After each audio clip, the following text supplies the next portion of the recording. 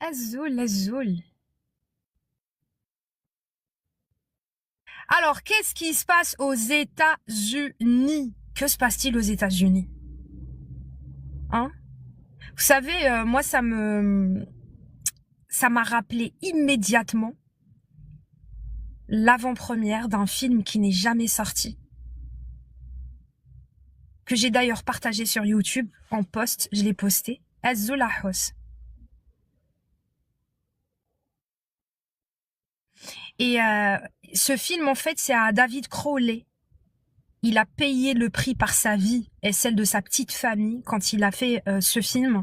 Et qui, pour moi, et pour beaucoup, il ne s'agit pas d'un film mais d'un documentaire. Alors, le nom est Grey State. Les amis, allez voir. Ce film n'est jamais sorti. Parce que il a quitté la vie et allez voir comment. Hein. Je vais éviter de le dire ici sur le live. En tout cas, d'une façon horrible. Sa femme et leur fille. Juste avant la sortie du film. Donc Grey State, il parle d'une révolution pas comme les autres aux États-Unis. Il parle des camps FEMA. Il parle d'une horde de militaires en fait qui n'ont jamais circulé aux États-Unis et qui en fait ce sont des militaires FEMA. OK? Et c'est vrai que les images sont très sensibles, en tout cas pour ceux qui, je vous préviens. Et il parle de punairie, etc., etc. Donc en fait, c'est clairement un début de révolution qui basculerait en guerre civile. Et aujourd'hui, vous savez, il y a aussi les chroniques de Rochache, hein, qui a parlé je sais pas si vous le connaissez, allez voir aussi, hein. Il fait des vidéos depuis très longtemps. Là, je vous donne vraiment des références que je respecte depuis des années, d'accord? Comme Panamza, Alexandre Le Breton, Documents rares et inédits, les chroniques de Rochage. C'est vraiment déjà des Marion Sigaud, Monsieur Assac, le Cercle nationaliste, voilà. C'est vraiment des références où, quand on rentre dedans, on n'est pas là forcément pour être d'accord, mais on ressort avec plein d'informations archivées, ressourcées, etc. Donc le Grey State, les amis, par exemple, Chronique des Recherches, on a parlé, mais pas du Grey State, hein, mais de ce qui est mis sous la lumière dans ce documentaire ou cette avant-première de Grey State, mais il en parle au niveau de l'Europe. J'en ai parlé aussi, il y a très longtemps, et je tiens en cette analyse et que cette guerre qui peut arriver bien évidemment entre la Russie et l'Europe servirait plutôt à une purge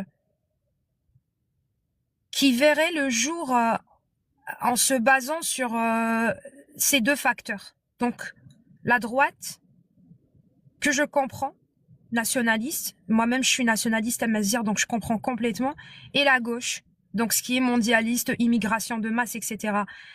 Et je reviens là-dessus entre guillemets rapidement avant de repartir, de revenir sur les États-Unis et donc l'Iran.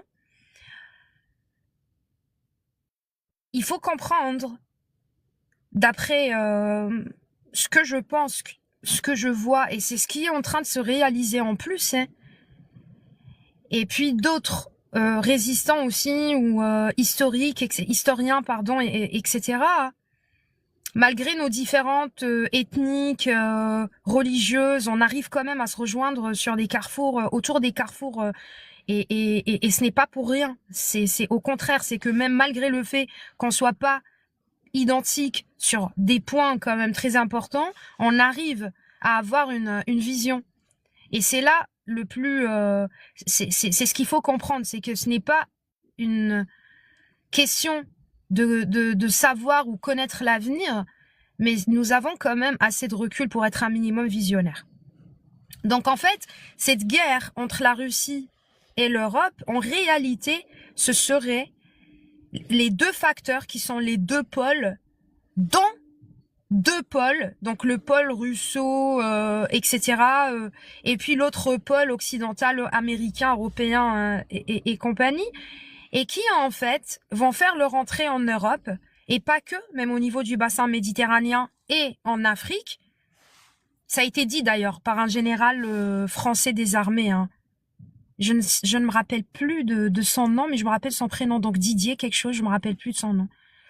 Mais c'est récent, hein, en plus, hein, il en a parlé, il a dit qu'il se peut que cette guerre entre la Russie et l'Europe soit déplacée en Afrique. Mais en vérité, les amis, on rentre dans la continuité ou dans une autre étape d'une troisième guerre mondiale, clairement, qui pour ma part, cette dernière a commencé depuis l'invasion en Irak, hein.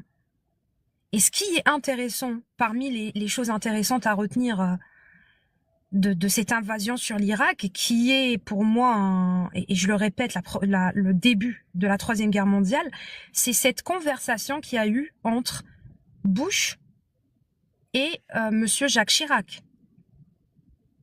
quand il était d'ailleurs président, hein, en France. Et donc, il a été contacté par Bush pour demander donc à Monsieur Chirac de rejoindre cette coalition, en lui expliquant ou en lui annonçant qu'il s'agissait de la guerre de Gog et Magog, mot pour mot, vérifiable, hein, l'information est vérifiable. Et cette information d'ailleurs est sortie des bureaux de Monsieur Jacques Chirac, hein, de son secrétaire, hein, que Monsieur Jacques Chirac n'avait pas nié à l'époque, hein. Donc voilà. Aujourd'hui, je pense que en réalité, tous les chefs d'État font partie du même échiquier. Donc un échiquier qui est gouverné ou dirigé par ou manipulé par les mêmes mains, qui sont derrière la Première Guerre, la Seconde Guerre et cette Troisième Guerre mondiale, qui pour moi ne sont pas des guerres mais des opérations purges, clairement, puisque cette élite se base sur la suprématie. Ils veulent un monde de suprématie. Il faut comprendre que cette élite ne vit pas dans le même état d'esprit que nous, ou en étant dans le même état d'esprit que nous. Un citoyen, hein, au niveau international, hein, mondialement parlant, pour la majorité bien sûr, son objectif est de vivre en paix et de fonder une famille ou pas, peu importe, mais en tout cas vivre en paix, quoi. Avoir son petit chez-soi, ne pas souffrir. Alors, notre époque, c'est plutôt de sortir de cette galère continuelle hein, et de cesser de survivre et de vivre. C'est l'objectif de la majorité. Mais l'élite de l'élite, hein. Je parle d'une élite occulte, qu'on voit pas à la télé, qu'on voit pas derrière l'écran, ou ok. Donc en fait, cette élite, elle, n'a pas les mêmes ambitions. Elle se pense au-dessus, clairement, des humains. Et ils le disent, hein, mot par mot, qu'ils sont des êtres suprêmes. Voilà, hein, c'est la suprématie, etc. Donc eux, ce qu'ils veulent, c'est un monde excellent, excellent, où le faible n'a pas sa place. Voilà, ils veulent évoluer hein, au niveau de la technologie. D'ailleurs, je vous rappelle le super soldat. Hein. Le super soldat existe bel et bien. C'est un projet dont la France a participé, les États-Unis, la Russie et d'autres pays. D'accord? Donc voilà, c'est le super soldat, c'est la puce RFI et le super soldat n'est pas un soldat lambda. Hein. Il a des capacités que un soldat normal n'a pas. Vous comprenez? Donc il s'agit là d'un programme parmi tant d'autres. Donc les programmes militaires, ça commence dans la zone militaire et puis ensuite ça sort pour que ce soit appliqué sur tout le monde. Alors il y en a parmi nous qui vont être très ambitieux par rapport à cette idée de se dire et pourquoi pas? Et pourquoi pas ne pas avoir un monde parfait et devenir parfait et Azul Karim. Salut tout le monde. Azul Fillaoul. Et pourquoi pas? Voilà, hein, ce n'est pas mauvais d'être ambitieux en soi et de vouloir un monde parfait où on peut guérir toutes les maladies, où on pourrait même peut-être prolonger la vie, la jeunesse, ou pourquoi pas vivre éternellement. Il faut comprendre que cette élite pense à qui est plus ces catégories que nous avons aujourd'hui, qui d'ailleurs commencent à disparaître, hein, ces tranches au sein des sociétés. Donc les pauvres, les moins pauvres, ou les riches, les moins riches, et puis les pauvres. Il n'y aura plus de classe moyenne ou de pauvres et moins pauvres, hein. Ou plutôt de riches et moins riches, hein. Il y aura plus de cela, en fait. Eux, ils veulent l'élite et les esclaves. C'est-à-dire que leur programme et leur ambition ne nous regardent pas, nous. Ça les concerne, eux. Donc, pour pouvoir appliquer ce nouveau monde suprématiste, il faut se débarrasser des 80%, les amis. Et là, on revient à Guy d'Eston. Vous savez, le monument de Guy d'Eston, si je le prononce bien, j'espère, hein. Et c'est un monument qui se trouvait aux États-Unis puisqu'il a été détruit par eux, hein, pendant le Covid. Et donc, il s'agissait d'un monument où il y avait plusieurs tablettes en pierre gravées en plusieurs langues. Et salut David, comment tu vas? Il manque plus que Monsieur Spo.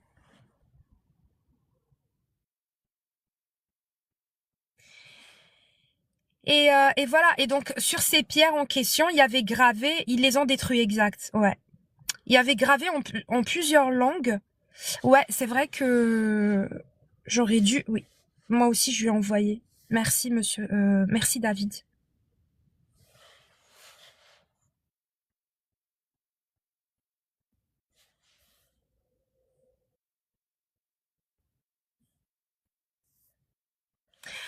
Et donc, il y avait gravé, pardon, en plusieurs langues que ils garderont un petit membre sur Terre, d'humain. Donc là, je vous donne des sources, les amis. Là, je vous donne des informations vérifiables. Voilà, hein. Ça va, je te remercie. Alors, ton permis?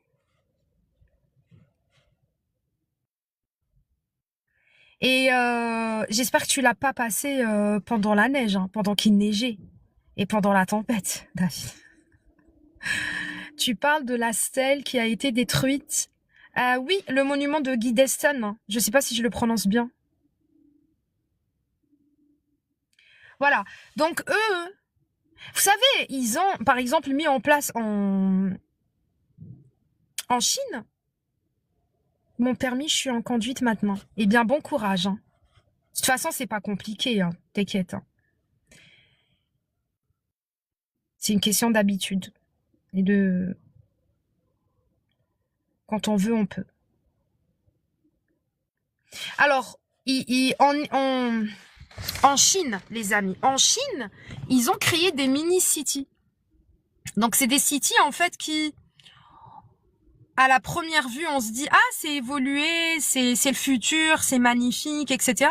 Mais il faut savoir qu'il existe une caméra pour 2 citoyens en Chine. Je vous laisse imaginer le truc, hein. C'est une caméra pour 2 citoyens. Tout est traqué. C'est du traquage, hein. Il se peut que peut-être des gens parmi nous ne sont pas au courant, mais il faut savoir qu'en Chine, si tu as le malheur, par exemple, j'ai vu un reportage dernièrement, si tu as le malheur de traverser la route pendant que le feu est vert ou pendant que le petit bonhomme n'est pas encore vert, eh bien, on t'affiche sur les écrans de la ville ou de la zone première, en tout cas, dans laquelle tu te situes. On t'affiche.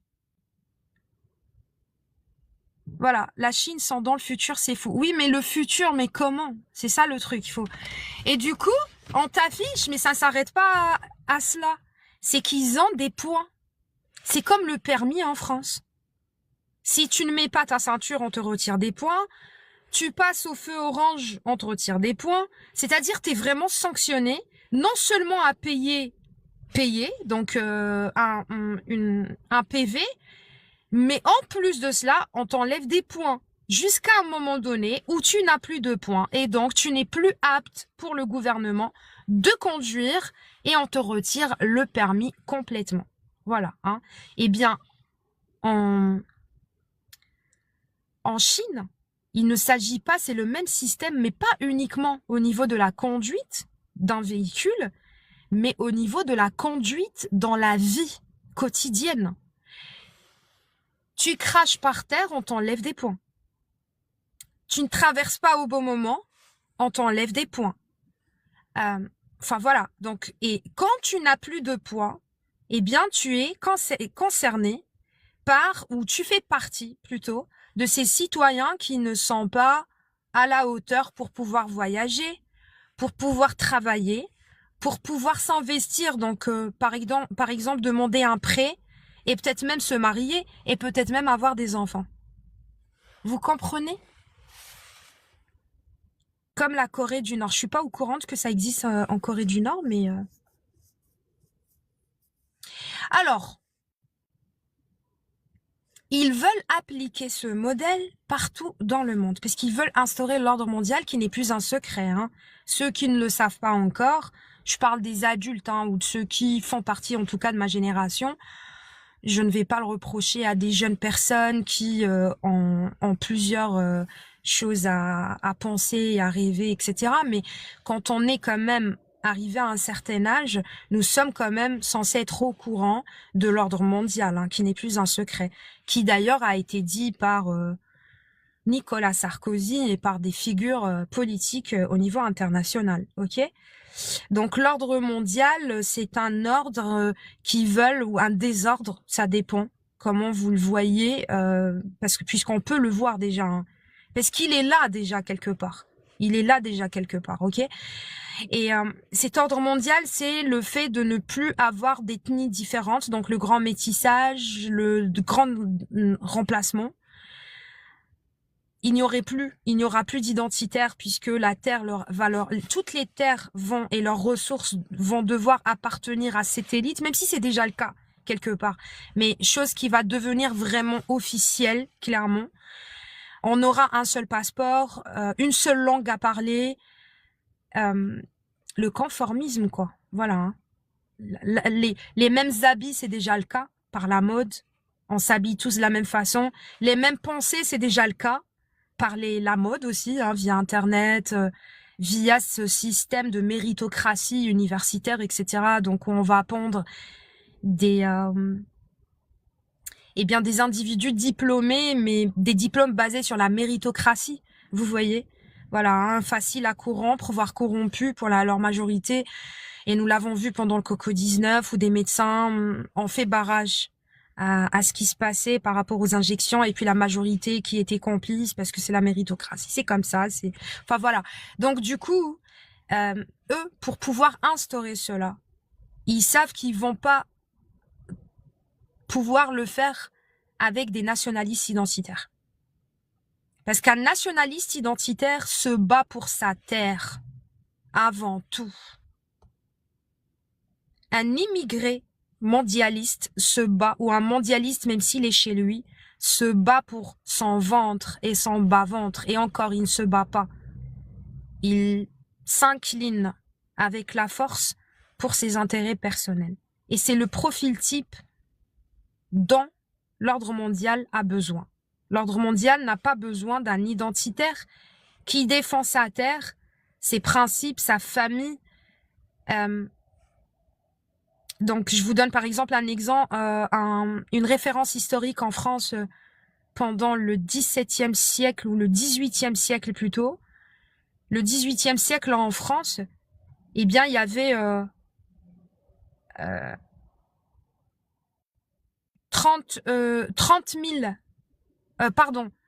300 000 élites francs-maçonnes sélectionnées, attention, sélectionnés, c'est-à-dire des gens qui étaient capables de s'exprimer au niveau des parlements, qui voilà, hein, intellects, mais qui pas que.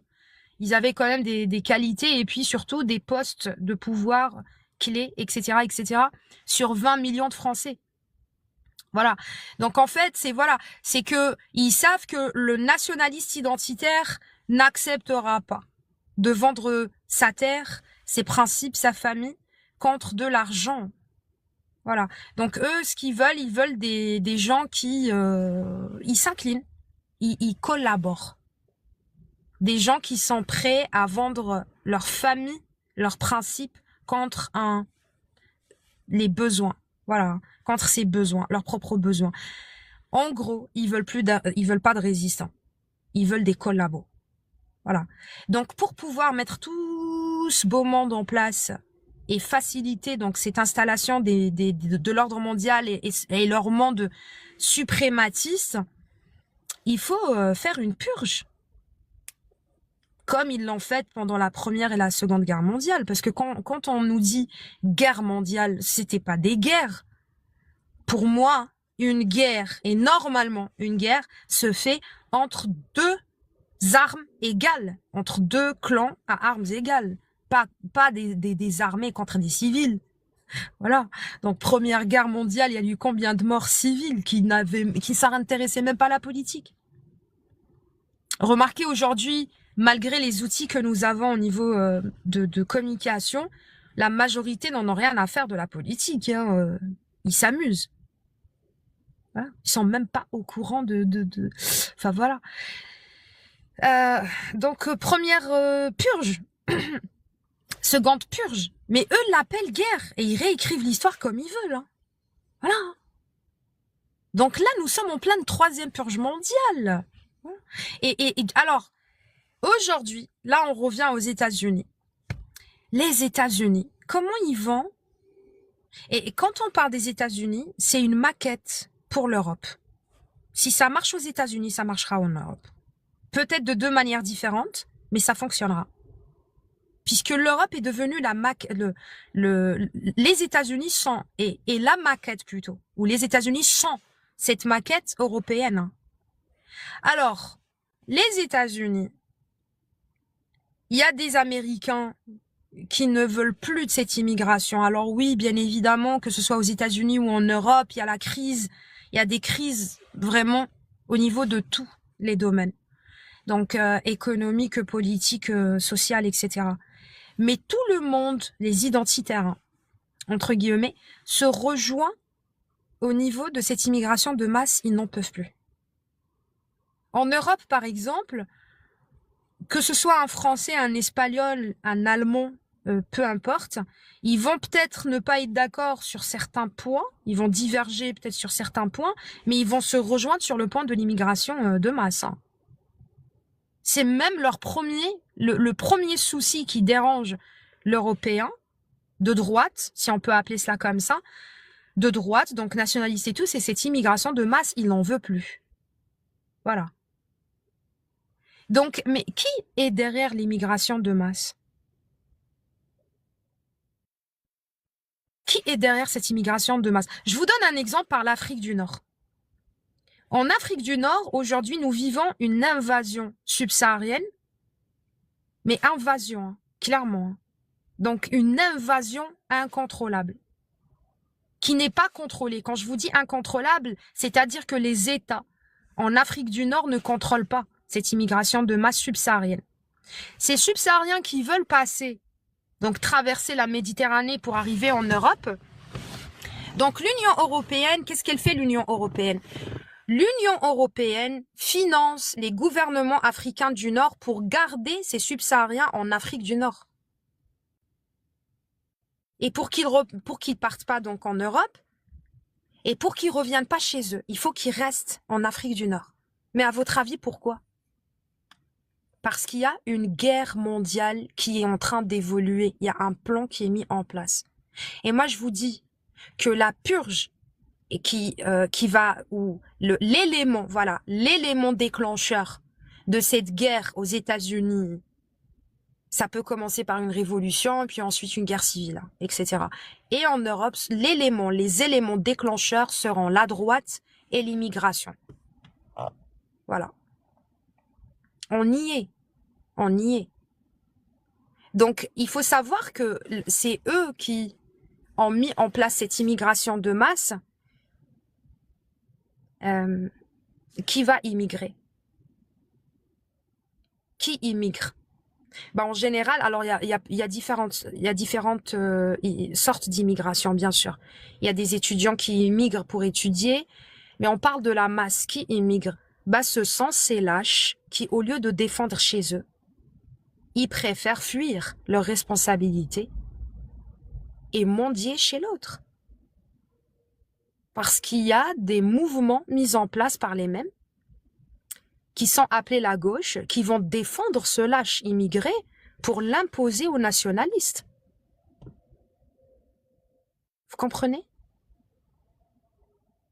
Donc ce n'est pas ce lâche immigré qui va prendre position pour un autre pays, puisqu'il n'a pas défendu son propre pays.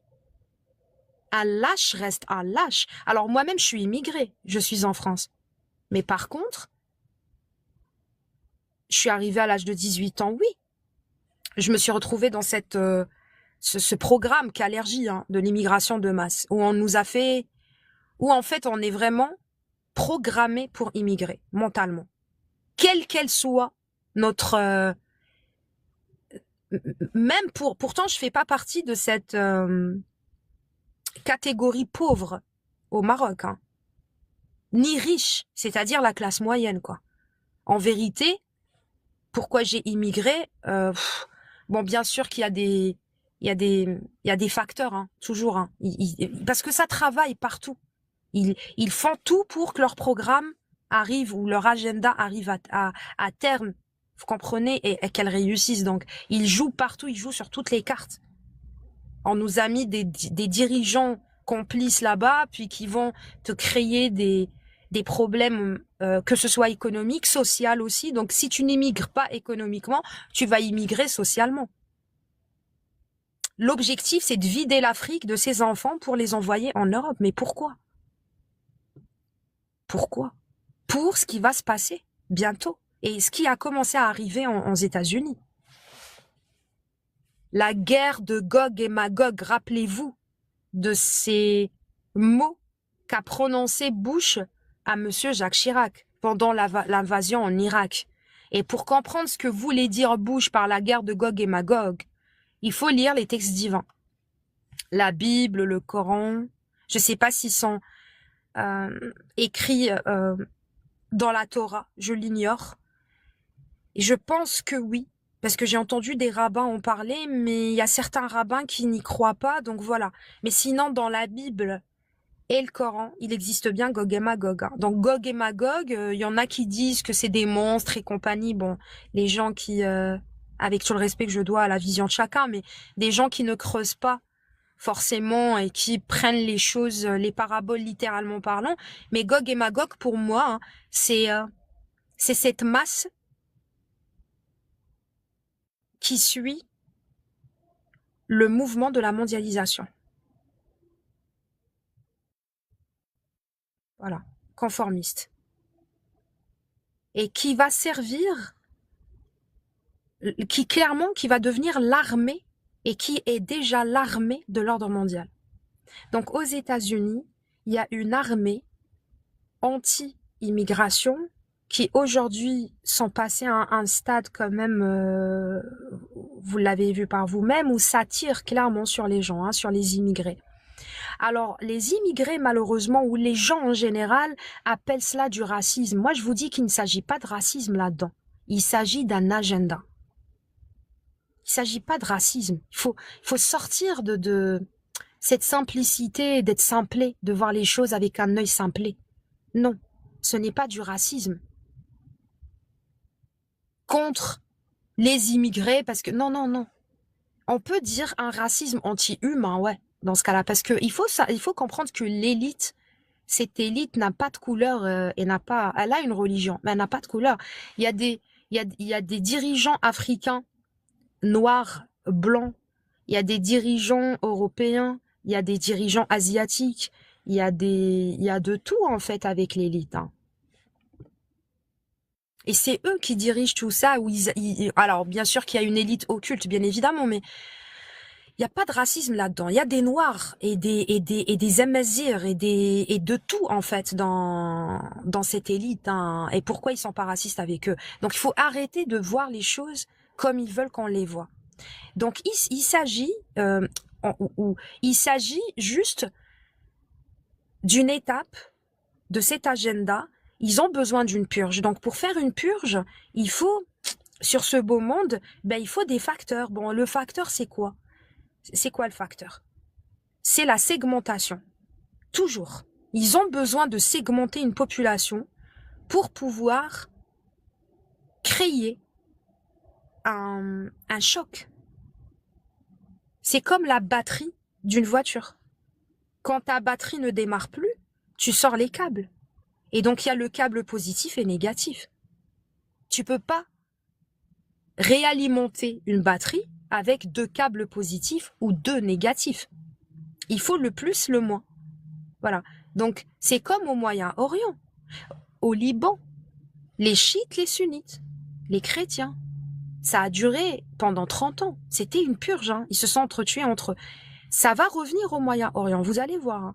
Là, l'Iran, puis l'Arabie Saoudite qui est du côté des États-Unis et compagnie, et que ça frappe l'Iran, ça va, pour moi, ce sera le déclenchement d'une guerre entre les chiites et les sunnites dans le Moyen-Orient. Et malheureusement, la population va tomber dedans. Et oui, parce que la jeunesse du Moyen-Orient, comme du Liban, comme partout, surtout le Moyen-Orient, ils ont fui la guerre et ils passent leurs jours en Europe à chercher la survie, la stabilité. Parce que quand tu es déstabilisé, tu ne peux pas avoir cette... il est difficile, tu peux, bien sûr que tu peux, mais il est difficile d'aller vers la connaissance. Compliqué, sachant qu'il y a une jeunesse syrienne, irakienne, qui malheureusement, à cause de la guerre, n'ont pas eu accès à l'école, ils n'ont pas les outils qu'il faut pour pouvoir peut-être faire des recherches, etc. Donc beaucoup de jeunes du Moyen-Orient ne savent même pas ce qui s'est passé réellement. Ils pensent ils croient en la version officielle, c'est tout. Alors que le printemps arabe était le leur, quoi, de l'élite. Ce n'était pas... Donc cette jeunesse qui avait cru en Syrie, en la démocratie occidentale, etc., on l'a bien vu sur l'invasion des États-Unis, ou la prise en otage des États-Unis du président du Venezuela, et donc son peuple. Voilà, il n'y a pas de démocratie, ni des droits de l'homme, ni rien. C'est le plus fort bouffe le plus faible. Et aujourd'hui, les peuples sont faibles. Comment? Parce que bon, le matos, le peuple, si vraiment il décide de créer des alliances intelligentes et nécessaires et de se défendre, il peut créer une armée, il peut créer, enfin voilà, je vous appelle pas à faire quoi que ce soit, mais je vous dis juste, le matos, ça après, ça reste du matos, hein, même si c'est important, mais bon. Par contre, la chose la plus importante pendant une guerre, parce que les peuples sont en guerre aujourd'hui, c'est d'avoir la connaissance et la capacité de discerner. Et ne pas laisser cette masse idiocrate, comme ceux qui commentent ici en dessous, continuer à conduire ce grand bateau ou cette arche, clairement. S'il faut les assommer, il faut les assommer, parce que là, on va clairement dans le... Voilà. Donc aujourd'hui, il faut comprendre que ce qui se passe aux États-Unis ne va pas s'arrêter aux États-Unis. Ça va arriver en Europe. Mais l'Europe, par contre, ce sera... Je pense que l'élément ou les éléments déclencheurs seront donc la Russie, l'entrée de la Russie. Parce que la Russie, et quand je dis la Russie, on parle d'une élite russe qui est encore plus importante, je pense, que Poutine. J'ai entendu des penseurs, politiciens russes parler ces derniers temps et ils ont dit, voilà, ça faisait froid au dos. Hein, si ça marche à Gaza, ça pourrait marcher ailleurs, quoi. Voilà. Je sais pas si vous les avez entendus, je n'ai ni la référence ni les noms, mais je vais essayer de trouver tout cela et puis vous le reposter sur YouTube en dessous de cette vidéo que je vais reposter sur YouTube. Le lien est en dessous en bio, hein, ou en description sur ce TikTok. Donc la Russie fera son entrée. Donc la Russie se dit d'être pour un monde multipolaire et pour garder l'identité caucasoïde ou blanche européenne, et c'est très bien. Je suis d'accord. Moi, je suis pour un monde multipolaire. Je ne suis pas pour le conformisme Et je suis vraiment pas du tout pour ce grand remplacement, ce conformisme, etc. Surtout quand on l'impose, quoi. C'est une catastrophe.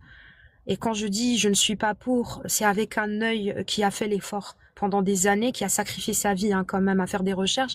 Donc un wokiste qui n'a jamais fait l'effort d'aller creuser et qui se contente juste de consommer et qui voit ce métissage uniquement dans le zouk ou dans les danses ou dans les beaux bébés comme ils le disent ou l'amour ou je ne sais quoi, j'ai pas à échanger avec lui parce que malheureusement il n'est pas dans la politique quoi, il sait pas, il sait pas que il s'agit pas d'un métissage normal, équilibré, mais d'un coup d'État contre les peuples quoi. C'est même génétiquement quand on n'a pas la connaissance de ce que ça peut causer génétiquement, il faut savoir, il y a des génétiques qui sont incompatibles, il y a tellement de choses, enfin voilà, hein. Sachez que vous marchez pour l'ordre mondial et donc pour le Ku Klux Klan, pour les nazis, voilà, hein, c'est les mêmes, voilà. Donc posez-vous la question de pourquoi ils soutiennent ça, quoi. Donc moi je suis pas contre l'amour, je ne suis pas contre que chacun fasse ce qu'il veut, mais là il s'agit pas de cela, vraiment pas. Il s'agit d'un complot, d'un programme et vous êtes en train de l'appliquer. Bon bref. Et malheureusement, il faut grandir, il faut pas penser comme un ado, quoi. Je m'adresse quand même à des gens qui sont de ma génération, j'ai 40 ans. Ok? Donc, la Russie, quand elle va faire son entrée en Europe, est-ce que vous pensez que les Européens de droite vont être contre les Russes? Mais pas du tout. C'est comme nous, Africains du Nord, ou Amazirs, ou Africains autochtones. Parce que l'Afrique de base, c'est nous, c'est les Amazirs, elle est caucasienne. Elle n'est pas noire. Mais la Subsaharie a été appelée Afrique pendant le milieu du XVIIIe siècle et retenez ces dates et vous allez comprendre pourquoi. Donc le nationaliste identitaire, par exemple français, est-ce que vous pensez qu'il sera contre la Russie? Ben non. Il n'a pas intérêt. Il n'a aucun intérêt. Au contraire, si la Russie peut l'aider à récupérer sa terre et son identité, je pense même qu'il fera alliance avec la Russie. Idem pour le Belge, idem pour l'Espagnol, idem pour les populations des Pays-Bas. Enfin voilà quoi. Donc finalement, les immigrés, ils vont appeler à quoi? Au racisme. C'est ce qui se passe actuellement aux États-Unis. Je dis pas que c'est bien hein, ce que font. Moi-même, je suis immigrée. C'est pour ça que j'en profite d'en parler pour que vous soyez neutre comme je le suis là, à ce moment-là, les amis. Ce n'est pas question de racisme. C'est pas question de racisme ou de haine. C'est que nous sommes l'élément déclencheur pour une purge. Je ne vous dis pas que l'ordre mondial va défendre les nationalistes, non. Pour que les immigrés, et donc attaquent les nationalistes, il faut que les nationalistes attaquent ces immigrés. Comprenez-le.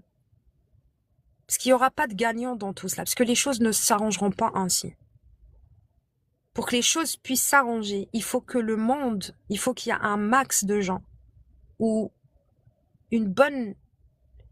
Peut-être pas un max de gens, parce que de toute façon, ça s'est jamais fait ainsi, et ça va être très dur, et beaucoup de gens sont amputés de qualité que tous les humains devraient avoir. Le discernement.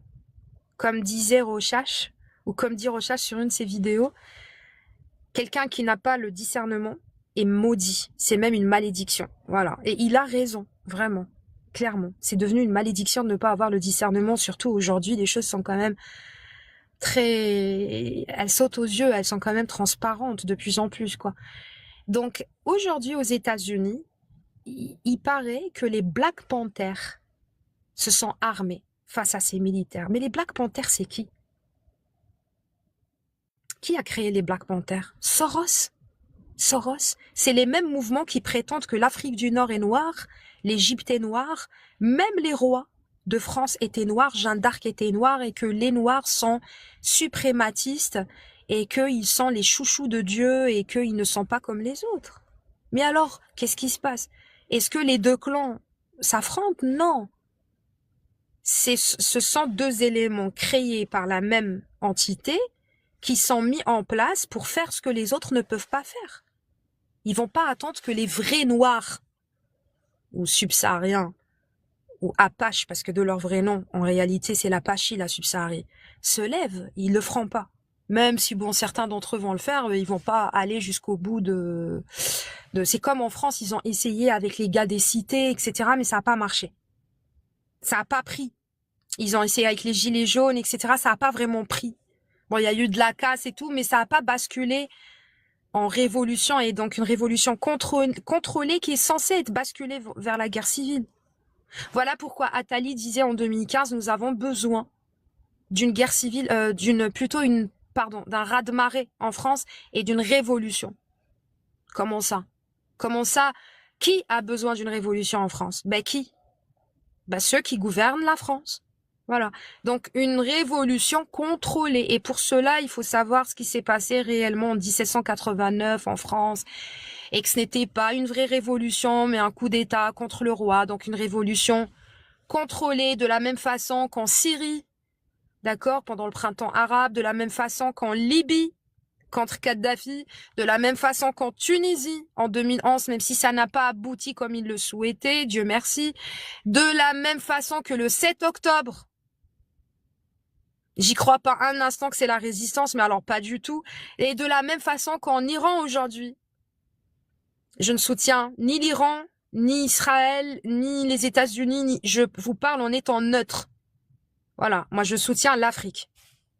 Je vous dis, hein, c'est ma priorité et puis je souhaite le bien pour tout le monde, bien sûr. Mais je vous dis juste que l'Iran aujourd'hui, cette soi-disant révolution qui se fait en Iran, c'est qui? Bien sûr qu'elle est dirigée. Mais vous pensez que les dirigeants iraniens sont pas pour l'ordre mondial? Mais bien sûr qu'ils font partie de l'échiquier. Mais comment est-ce possible qu'ils font partie de l'échiquier? Ils font tous les... Il l'avait dit, François Hollande. Il l'avait dit. Il a dit, pour devenir président de la République, il faut passer sous bandeau. Ça ne s'applique pas que sur la République, puisque la République en France n'est pas française, elle est mondialiste. Ça ne s'applique pas uniquement sur la République française, entre guillemets. Partout dans le monde, pour être un chef d'État, il faut être passé sous bandeau. C'est la règle de base que vous devriez comprendre en faisant vos recherches. Je ne vous demande pas de me suivre, mais en faisant vos recherches. Vous savez, les amis, rien que dans certains domaines comme l'art au niveau mondial et beaucoup d'autres choses, pour devenir même un directeur de banque, de banque internationale, il faut passer sous bandeau. C'est corrompu, hein, c'est cloîtré, hein, tout est contrôlé. C'est la pyramide, quoi. C'est un système pyramidal, clairement, d'accord, qui ne se cache pas, hein, il s'est jamais caché en vrai. Azul Moon Teacher.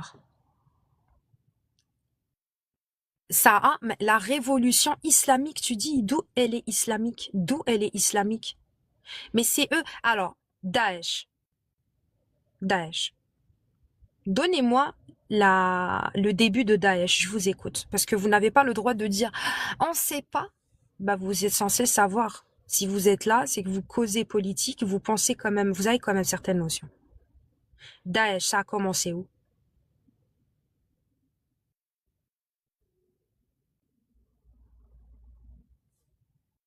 Je vous l'ai dit plusieurs fois. Non, on s'en fout. Doctrine, ça a commencé où? Nous avons des preuves. Ne me dites pas doctrine. Parlez-moi, donnez-moi des sources.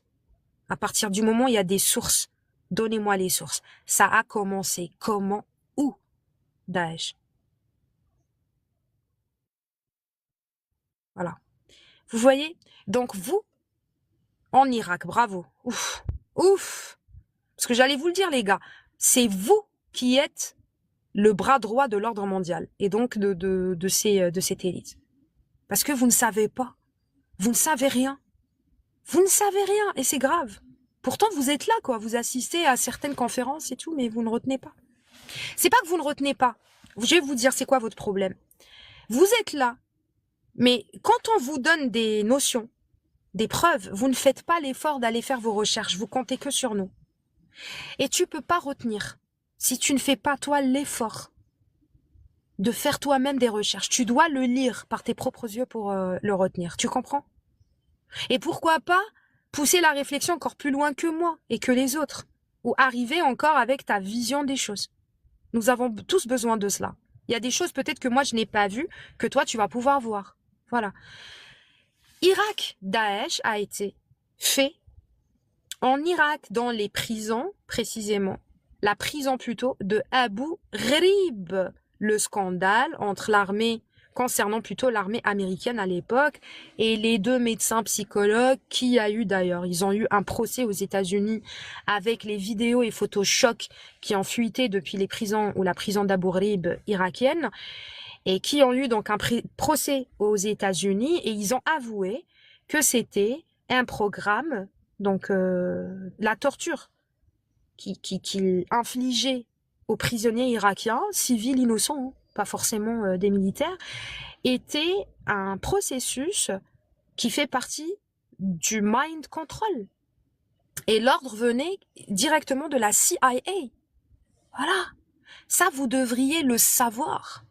Parce que ce qui s'est passé en Irak se passera chez nous, ou peut-être que c'est déjà le cas, se passera partout dans le monde. C'est que nous avons des drones humains qui se baladent et qu'on ne sait pas que c'est des drones humains. Mais on peut détecter. C'est par là. Il suffit de les déclencher. Regardez combien de jeunes sont partis rejoindre Daesh, même des jeunes femmes. Tu sais, une jeune femme qui peut-être aurait même peur je sais pas, une jeune fille. Elle avait pas peur de se retrouver avec des monstres, quoi. Voilà. Donc, et il faut aussi aller étudier la Torah, le Coran, l'Évangile, pas pour vous convertir, mais pour savoir, parce qu'ils font partie de ces éléments importants dont parle cette élite. Tu dois le savoir. Moi, je suis croyante. Je me base sur le Coran.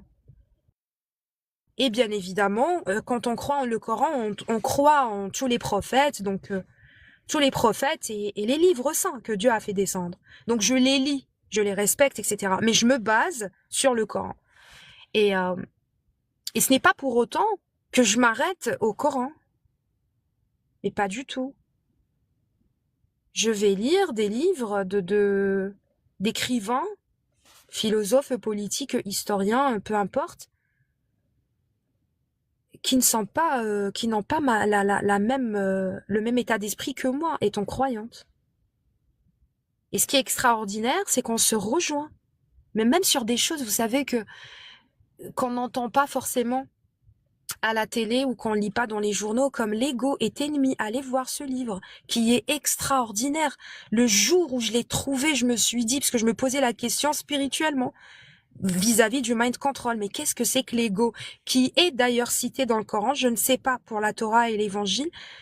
Je n'ai pas cherché, voilà, sur ce point, et d'ailleurs je devrais le faire. Et il a un nom. Ça a un rapport avec, vous savez, l'art suprématiste. Et je remercie le document rare et inédit qui a fait une vidéo sur l'art suprématiste de Élise quelque chose, en tout cas d'après la révolution bolchevique, donc pendant 19e siècle, etc. Et 18e siècle, non, 1920, 19e siècle. Et avec un art qui est fait par des Hébreux, par des Russes, etc. et qui parle de l'ego. Les amis, il faut lire.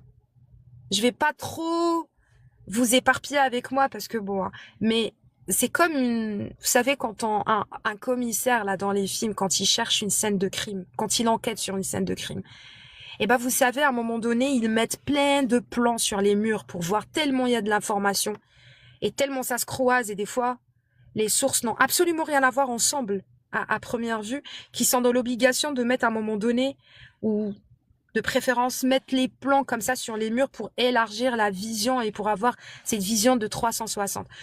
Donc c'est pour ça que j'essaye, des fois, je suis désolée, je n'ai pas étudié la communication, je n'ai pas fait l'école de la Sorbonne en communication, je fais de mon mieux. Mais c'est vrai que des fois, en vous racontant les choses, je vais un peu aller dans ce 360 et vous avez peut-être du mal, et certainement pour beaucoup, parce que vous me le reprochez, du mal à suivre et vous me dites, mais tu parles d'un sujet à un autre. Alors c'est les États-Unis, puis l'Iran, puis, mais en fait, c'est en lien. Tout est en lien. Donc je reviens sur les États-Unis, l'Iran et je vous laisse les amis. Et avant cela, je vais lire bien évidemment vos questions et vos commentaires, hein. Ce qui va se passer aux États-Unis, ce qui est commencé à se passer aux États-Unis, c'est Grey State. Allez voir. Ça va, en fait, ils veulent absolument créer une guerre civile. Mais ça va commencer par une révolution des Black Panthers, et puis t'as tous les immigrés qui vont les rejoindre. Et pourquoi les Black Panthers? Parce que la première arme parmi les éléments hyper importants dans cette guerre de Gog et Magog, ils y croient. C'est eux qui dirigent. Cherche ce que c'est. Je sais, c'est la folie, mais il faut y aller chercher. Ils le disent, c'est dit, ok? Donc Gog et Magog, c'est pour la majorité la Subsaharie, les Noirs. C'est aussi les Amazirs qui vont rejoindre Yagog parce qu'ils ne comprennent pas qui est derrière le panarabisme. Ils pensent que c'est l'islam, alors que non. Comme le noir pense que c'est, ou je préfère dire le subsaharien, parce que le noir n'appartient pas à la Subsaharie, comme le blanc n'appartient pas à la Russie ou à l'Europe. Mais le subsaharien pense que le problème, c'est le blanc. Ah non, c'est le blanc. C'est comme ça. Voilà. Donc, en fait, il récupère les pots cassés. Comme les exemples, il y en a plein. Ça peut aller de la politique à tout ce qui est social, comme les féministes. Donc, ils vont récupérer les pots cassés de ces femmes qui sont en colère parce que elles ont fait un choix, mais elles sont très gourmandes. Elles ont voulu avoir tout ce que pourrait avoir une femme, avec des choix que normalement une femme qui veut vraiment fonder une famille et qui a pour priorité sa famille, donc ses enfants et donc sa nation. Donc ils veulent avoir en fait le résultat d'une femme brave, mais avec un comportement et un parcours de non brave, de catin. Excusez-moi pour le mot. Je suis trop bien là, parce que je peux critiquer les Africains, je suis l'Africaine autochtone. Je peux critiquer les musulmans, je suis musulmane, ou croyante même, hein. Je peux critiquer les croyants, je suis croyante. Je peux critiquer les immigrés, je suis immigrée. Et je peux critiquer les féministes, je suis une femme. Mais tapotez les amis, il faut soutenir la zénette, mais vraiment. Voilà. Parce qu'on peut pas me mettre cette étiquette de « Ah, t'es contre le féminisme, donc t'es macho. » Ben non, je suis une femme. On peut pas me dire « Ah, t'es raciste. » Ben non, je suis moi-même immigrée. On peut pas me dire « Ah, t'es anti-africaine. » Ben non, mon gars, c'est toi qui es anti-africain. Parce que comme disait Massinissa, l'Afrique aux Africains. Le gars du MAC, donc le mouvement à maquiste, hein, qui n'est pas Mazir, qui est soutenu par Israël, les États-Unis, et donc voilà, va me dire « Ah, t'es anti-Amazir. » Ben non, je suis pas anti-Amazir. Je suis l'Amazir. Je suis même la tribu mère des Amazirs. Et résistante Amazir. Le Marocain va me dire « Ah non, t'es pro-algérienne. » Ben non, je suis pas pour le gouvernement algérien. L'Algérien va me dire « T'es pro... » En tout cas, pour vous dire que quand on est neutre, on ne peut pas nous mettre une étiquette et on peut pas se perdre, j'espère, dans ces segments. Et c'est ce qu'il nous faut aujourd'hui. Et donc, les États-Unis, c'est mort, je pense. Parce que les gens, malheureusement, sont sur cette chaise d'illusion, à préférer chialer en longueur de journée et de nous dire « Oh, ils sont racistes, ils commencent à nous tuer parce qu'on est des immigrés. » Non, non, non, non, non. C'est un agenda, mon gars. Et nous avons tous une part dans cet agenda. Et je le dis à l'Afrique, rentrons chez nous. Rentrons chez nous, pour défendre chez nous, avant qu'il ne soit trop tard. Mais non, n'importe quoi, nous on veut juste... Eh ben, il va falloir faire au moins l'effort de ne pas tomber et devenir un élément clé de cette guerre civile qui va arriver en Europe et aux États-Unis. Mais bon, ils vont utiliser les immigrés, ils vont Allez voir la vidéo des chroniques de Rochache et je vous dis que oui, concernant la liquidation des immigrés en Europe par l'armée de Poutine et par et puis, enfin voilà. Et puis après, il y aura cette purge en fait. Donc la purge entre qui et qui? La purge entre les immigrés, les nationalistes, la purge entre les chiites sunnites, la purge entre, au niveau du Moyen-Orient bien sûr, la purge entre, là où il y a deux éléments déclencheurs. Ça peut être entre le sunnisme, chiisme. Je vous donne des exemples. Hein. Au Moyen-Orient, entre les immigrés et les autochtones, en Afrique du Nord, en Europe, aux États-Unis. Et alors, qui se rend du coup en danger? Tout le monde. C'est la purge. Les immigrés vont subir, clairement. Et ils vont se mettre en position de victime. Ils vont pas essayer de comprendre et de se dire mais d'où, pourquoi. Ils vont se dire ah bah écoutez c'est des racistes, on a tous les droits zéro. C'est-à-dire que l'immigré dans sa tête il va faire la guerre aux nazis. Alors ils vont mettre en place des nazis, hein. C'est clair, hein. Oui.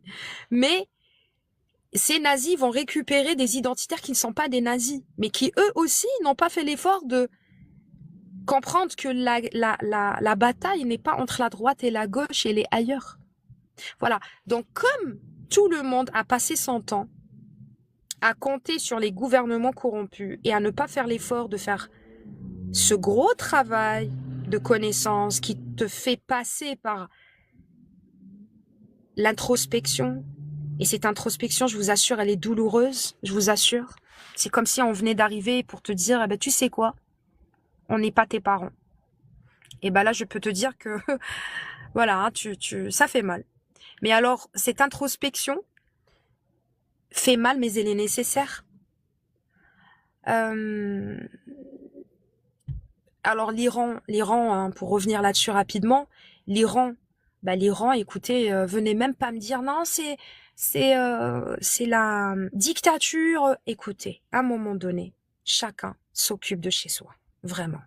Je vous le dis, hein, c'est parce que on a tous des problèmes là. C'est encore, je vous assure, hein, encore on n'aurait pas de problème.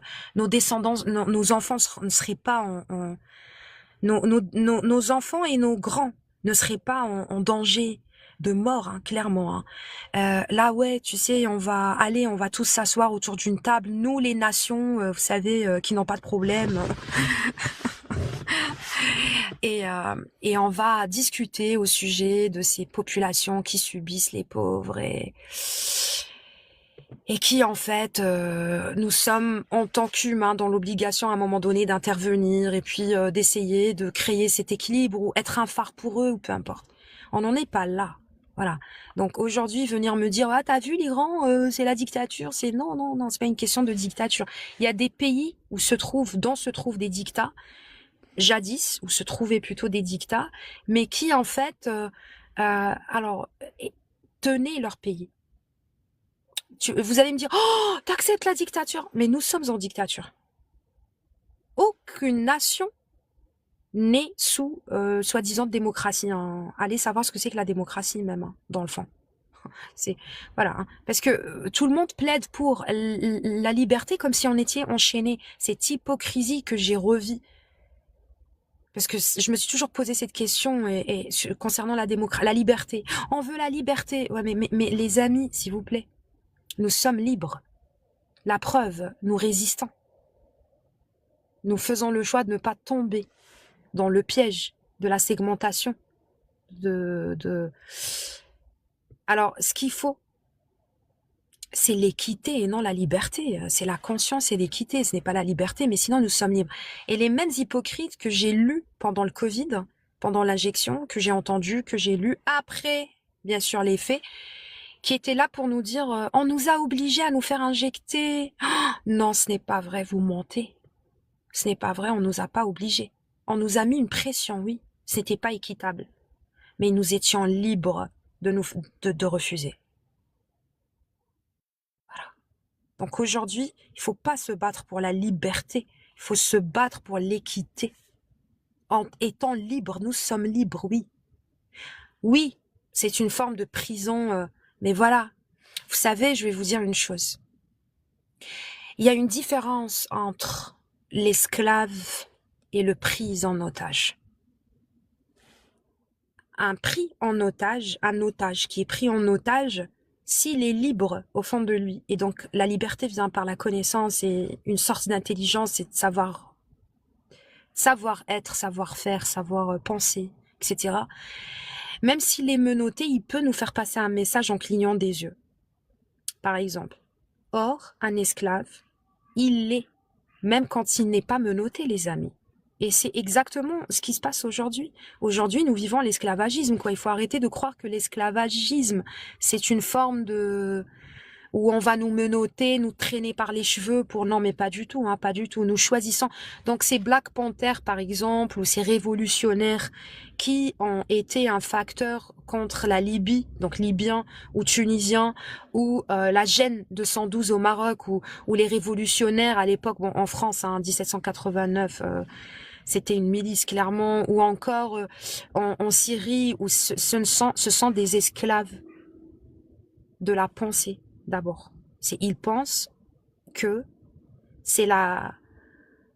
ils pensent que les choses sont très simples, sont aussi simples qu'il s'agit juste d'un problème de dirigeants et de peuples et que il manque juste la démocratie. Cette démocratie qui fait tant rêver et qui pense que la démocratie c'est dans les lumières, les bâtiments, les boîtes de nuit, alors que non, du tout, pas du tout.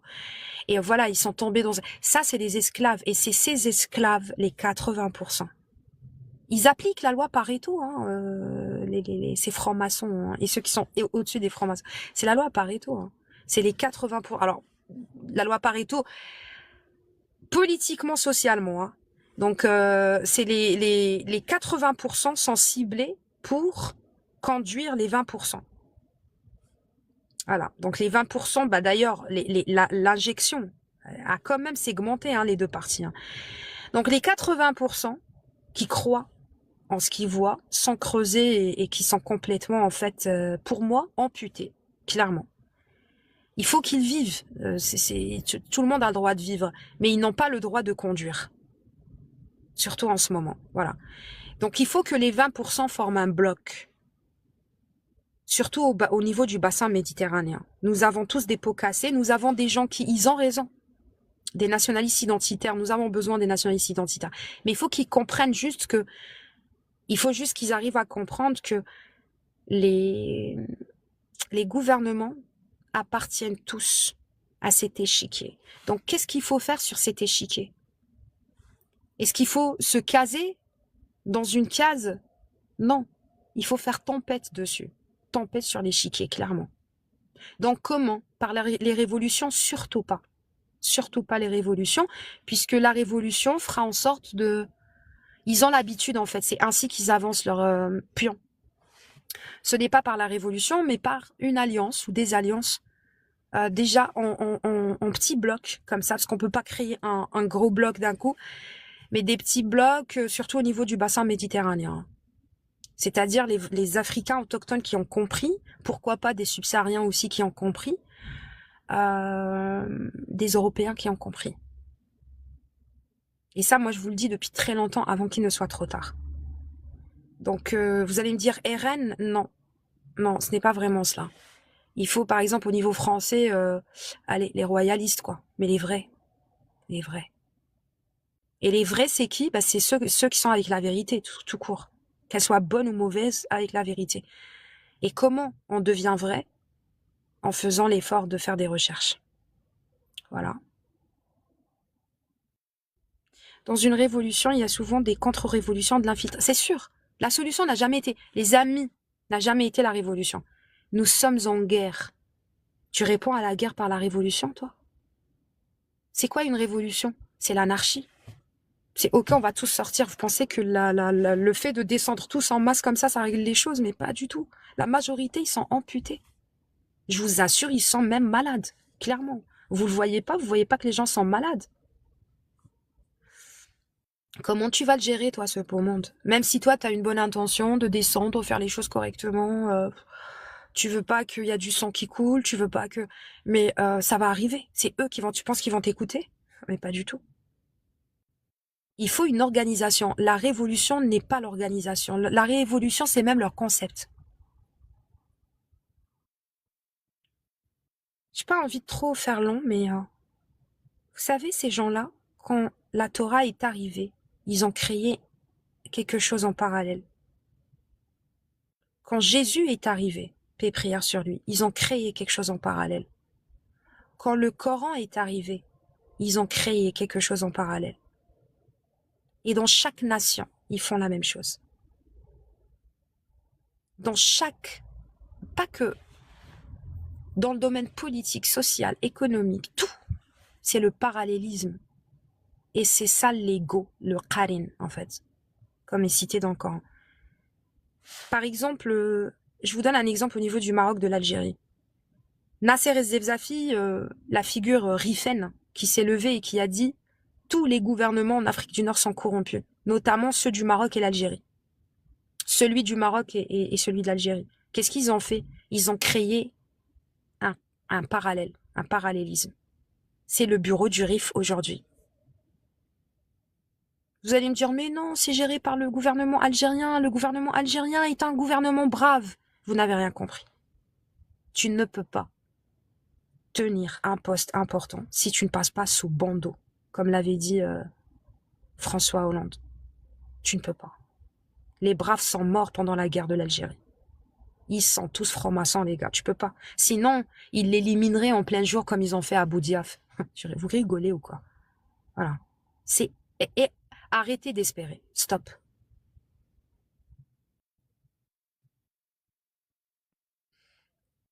Que ce soit pour le Maroc, que ce soit pour... Et vous verrez, le Maroc et l'Algérie, ce sont les deux éléments déclencheurs pour une purge en Afrique du Nord.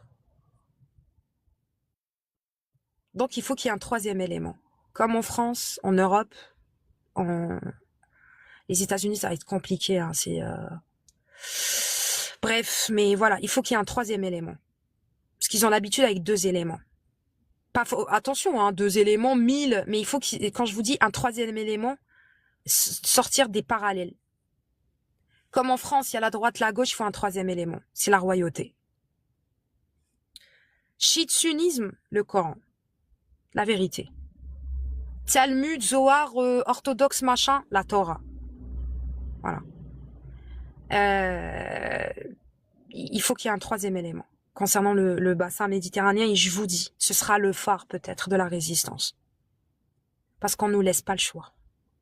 Ça va se passer au niveau du bassin. Alors dans le monde, oui, partout, mais ça va se passer au niveau du bassin méditerranéen. Vous voulez que je vous dise pourquoi? Parce que ces gens-là ont des croyances. Je vais pas trop pousser la chose pendant ce live concernant ce point.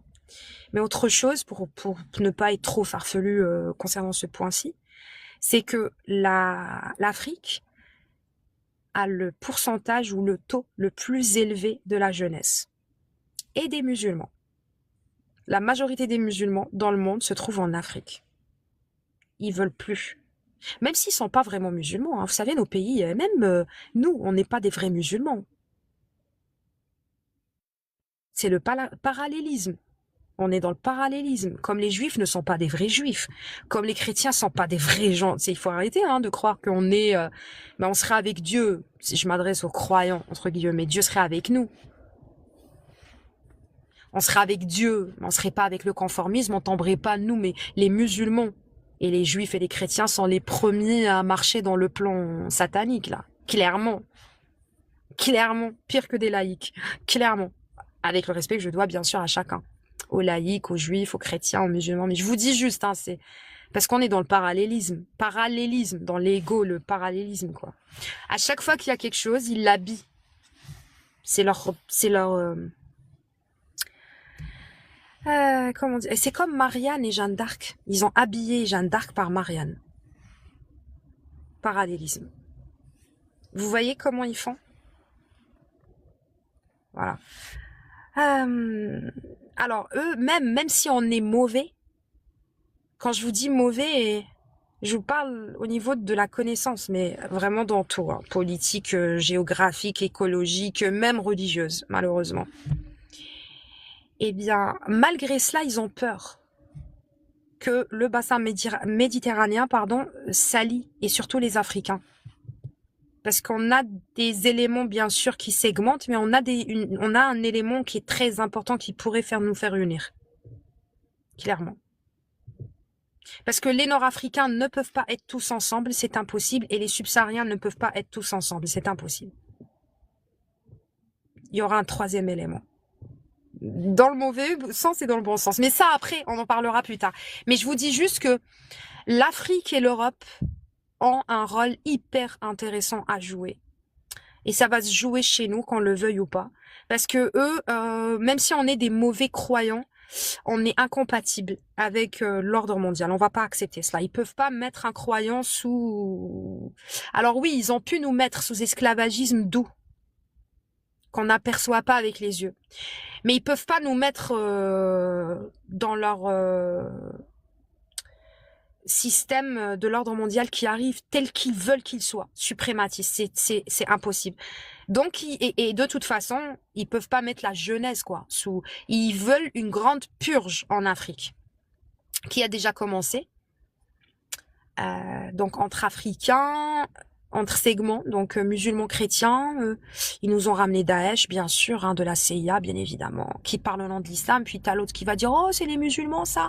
Ah bah, allons attaquer les musulmans, et allez, vas-y, et c'est parti. Voilà. Donc, bon, bah, je vais lire vos questions, parce que j'ai beaucoup parlé, les amis. Alors, ce n'est pas en Asie, avec Malaisie, Bangladesh. Ah non, non, il y aura de la guerre partout. Partout. Mais ça va se finir où la plus grande partie va se faire au niveau du bassin méditerranéen, Europe, Afrique, je pense. Parce que les deux pôles, en fait, vont s'affronter. Les deux pôles vont s'affronter parce que, regardez, des segments, il y a à plusieurs niveaux. Il y a les segments sociaux. Les gens vont se bouffer entre eux, question religion ou autre, d'accord? Et il y a le segment plus haut, donc politique. Vous voyez? Voilà. Une boucherie, c'est clair, c'est leur objectif. Purge, la purge. La purge. Donc ne soutenez pas, regardez, même si c'est aux États-Unis, ne soutenez ni les immigrés, ni éveillez. Comprenez que en fait, les deux font partie du même échiquier. Il faut que ce troisième élément soit là pour alerter, quoi. Voilà. Mais même liker un commentaire parce que tu es dans l'émotion, tu vois par exemple un militaire faire quelque chose de mal à un immigré, un humain, peu importe, bon bref, qu'il soit immigré ou de couleur ou pas de couleur ou peu importe. Toi avec l'émotion, tu vas avoir cette haine et tu vas aller liker quand même. Tu vas dire oui, c'est vrai, mais ils sont quand même racistes. Arrêtez. Arrêtez d'animer cette machine qui est la bête dont parlait Macron, hein. La bête, c'est pas une bête avec des pattes qui va sortir grogner. Non, c'est une bête, c'est une machine, quoi. Ok, arrêtez, stop, stop, stop. Arrêtez, arrêtons, quoi. Et ne perdez pas le temps, nous sommes la manette. Ne perdez pas le temps, sous-estimez pas vos commentaires, vos likes, vos vues, vos partages. Sous-estimez pas.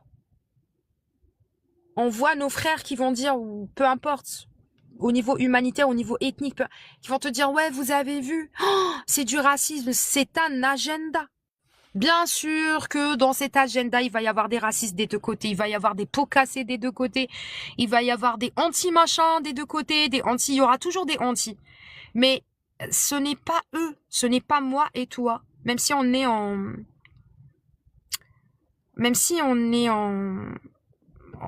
comment dirais-je, en conflit sur un certain point, ce n'est pas moi qui va prendre les armes contre toi ou toi tu vas prendre les armes contre moi, quoi.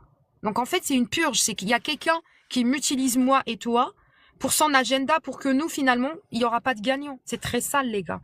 Il y a des enfants dans tout ça. Il y a des enfants. Pensez aux enfants. À chaque fois que vous avez cette émotion, pensez aux enfants dans le monde entier, s'il vous plaît. Et faites en sorte, soit on se tait, soit on fait en sorte d'éveiller. Parlez de cet agenda, en fait. Voilà, hein, c'est un outil, exactement, Nisseline. Et je vous assure, soyez pas très heureux parce que ça va arriver en Europe et en Afrique et partout. Je vous le dis. Donc, nous avons, nous, Africains, Européens, donc Africains et Européens, une longueur d'avance. Il faut en profiter. C'est clair? C'est une chance. Parce que là, le Moyen-Orient est tombé. Ça y est. Aux États-Unis, moi je vous dis, franchement, j'espère que ça va pas s'envenimer plus, mais je pense que il y a beaucoup de risques que ce le soit. Ces gens travaillent depuis des siècles sur cet agenda, hein, c'est pas. Donc, je souhaite. Donc voilà en fait, ok? Ok les amis.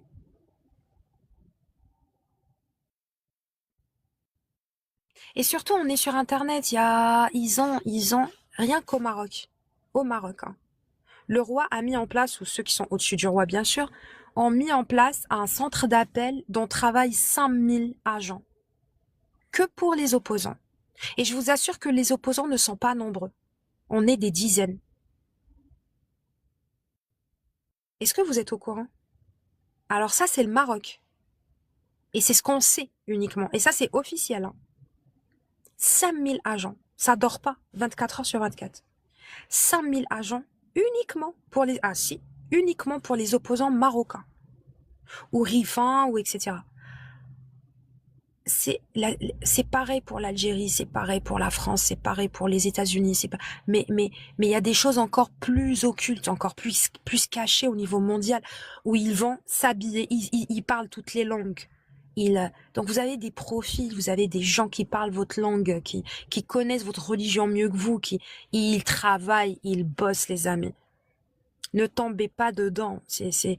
Ils travaillent, ouais, 5000 personnes rien que pour les opposants marocains. 5000. Déclarés, ceux qui sont déclarés. Alors imaginez-vous le reste. Donc moi, quand j'ouvre un live, il y a des agents.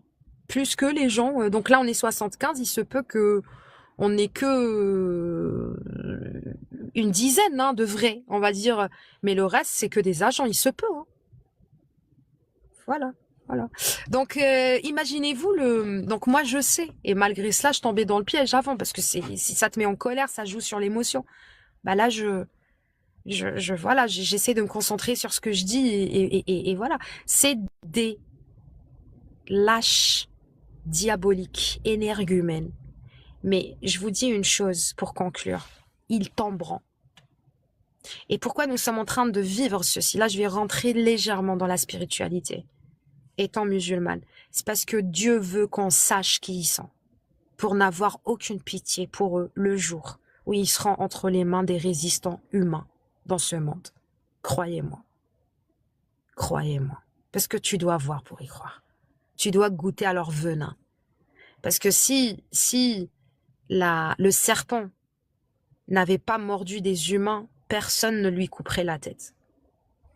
J'ai fini les amis, je vous souhaite une excellente fin d'après-midi et je vous dis merci, Tenmirt, et à bientôt. Alors, abonnez-vous à YouTube si vous voulez revenir sur les lives et je reviendrai bientôt en français, bien évidemment. Prenez soin de vous. Merci, monsieur David. À plus tard.